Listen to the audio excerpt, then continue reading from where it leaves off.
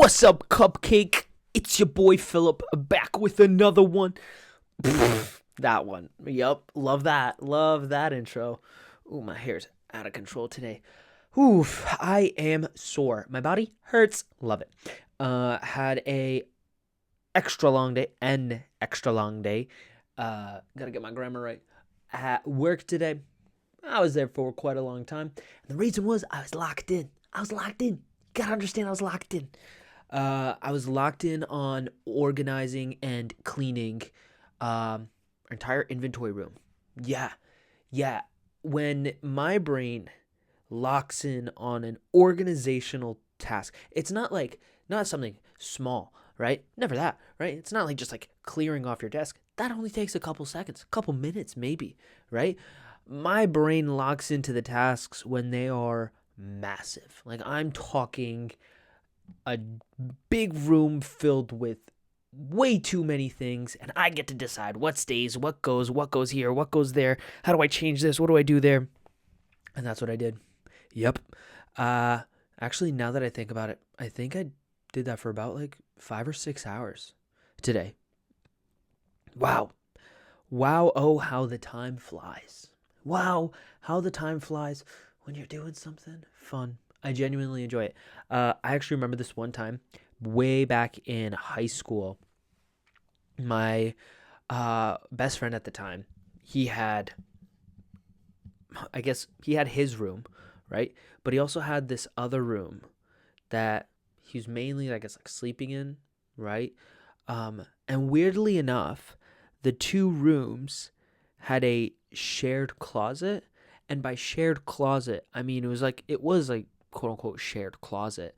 But the doors didn't exist on either of them, and they weren't like in front of each other. They were like diagonal from each other. Anyways, like yeah. And basically there's one day I went over to his house and I was just like, dude, what if we just clean your room and this other room and just make this like a massive room, massive man cave, right?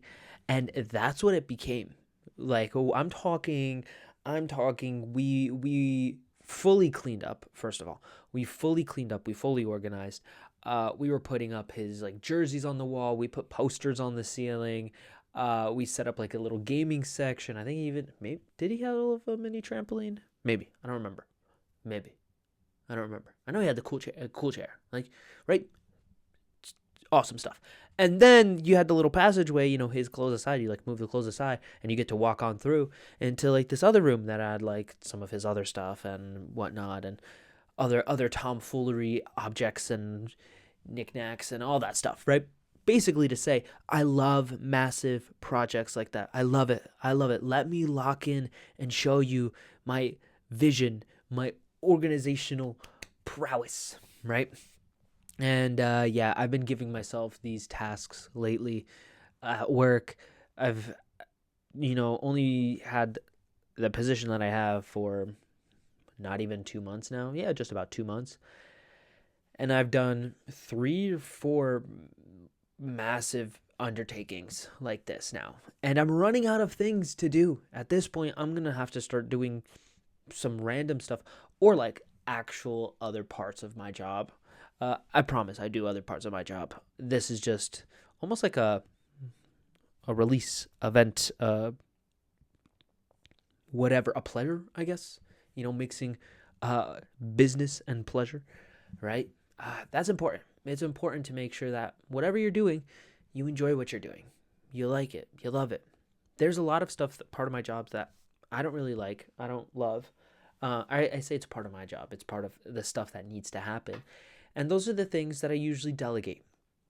I delegate them if and only when I find someone who loves to do it more than I do, right? Like if someone loves to say, like make marketing material on Canva, right? Like doing some graphic design. And I don't like to do that. Why would I make them do something they don't want to do while I'm sitting around doing something I don't want to do? When if we switched and I did what they had to do and they had to do what I had to do, we would both enjoy our jobs a lot more, right? Like for me, that just makes sense. It makes sense to delegate tasks to people who will do it better than I would. I'm not going to be perfect at everything. I'm not going to even be great at everything. There are a few things that I am phenomenal at, and I will always make sure to prioritize those things in terms of like making sure I do it versus someone else, right? But I also know exactly where that line is for a lot of other things, and I will ask for help. I love asking for help. A lot of people don't. Do you? Do you ask for help?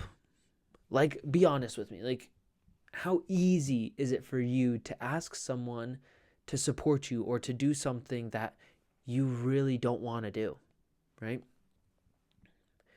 What if it's something that you also really want to do, but you physically can't, right? Do you ask for help? I know a lot of people who don't. They either muscle through it or they wait for someone to offer, but they don't strictly or specifically ask. And I don't want to be like that. I don't.